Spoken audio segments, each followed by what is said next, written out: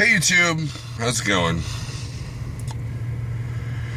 So, this is a special rant specifically for this place right here. So, I picked up that load out of Joplin, and a friend of mine and I, works the same company I do there. He and I decided we'd run together, do this load, Joplin to Whitestown, Indiana. And of course, I still had the airbag thing to deal with. And I was going to get a new set of tires in Springfield, but I was too late for that. So, which is good because I've decided to go through the company on that anyways, because it would have taken up all my reserves, because I have a couple other small repairs that need to be done. So, anyways, he knew that this Love's was right here, literally down the street from where we're delivering. So now they do small mechanical work, and airbags should not be a problem. So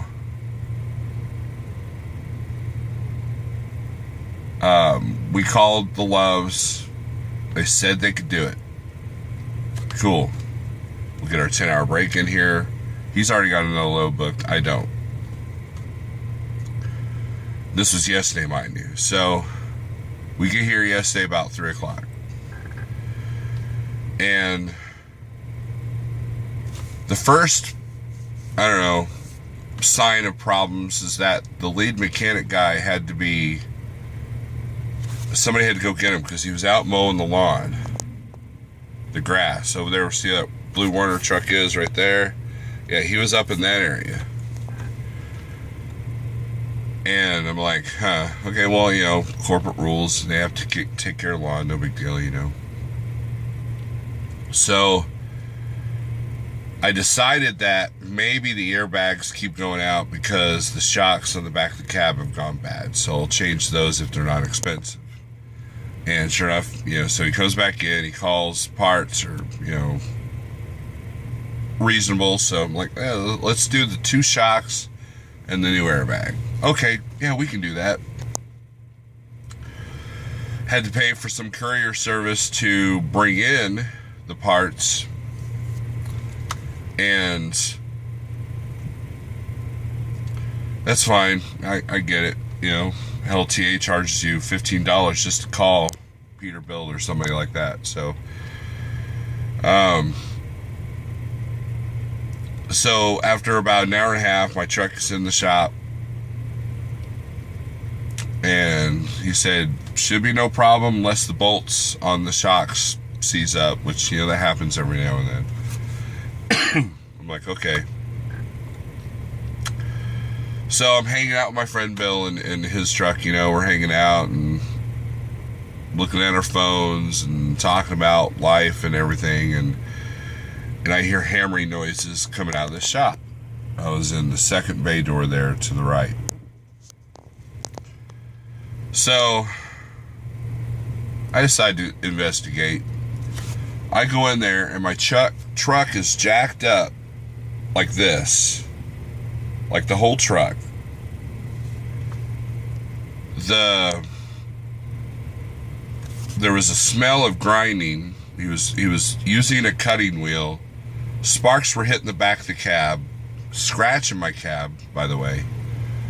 And there was something literally on fire, about the size of my hand, underneath my truck. I'm like, what is going on? So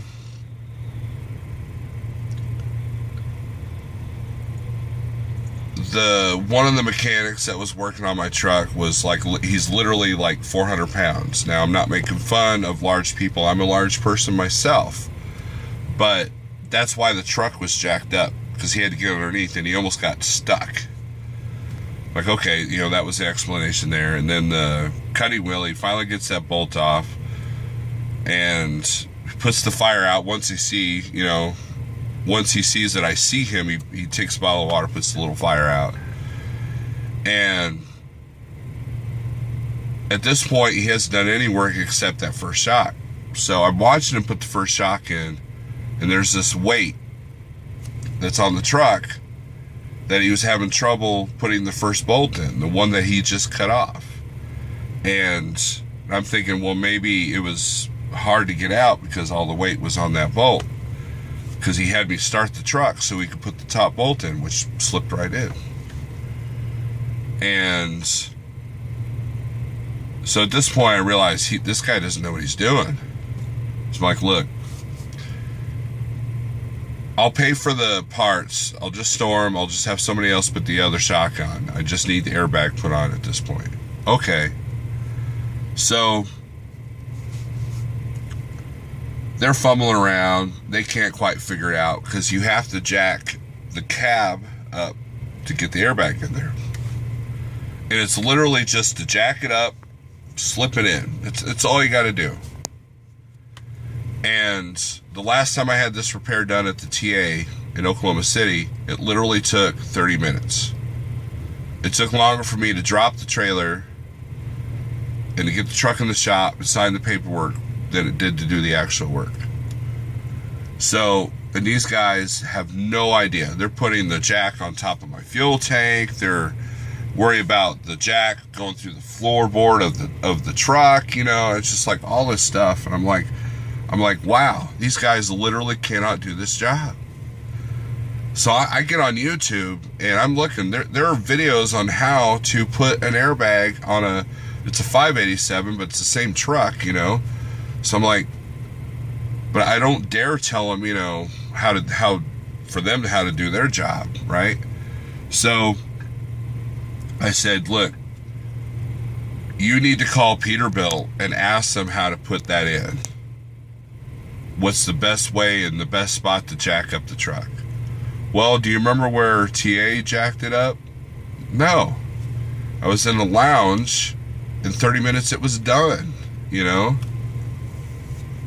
You know, like the job should have been. So,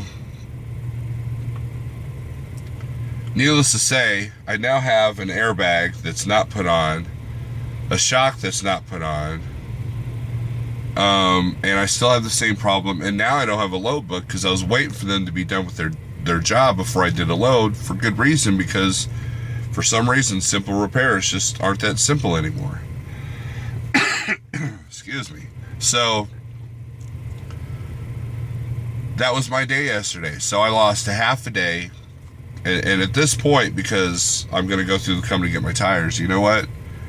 I'm just getting a load. I'm going home. It's Memorial Day weekend. I want to visit my dad. My wife actually has a full 3 days off. And I'm just like, you know what? I'm done with this for now. So, you know, in the future, Love's is only good for tire changing. And I don't know if they can barely do that. And,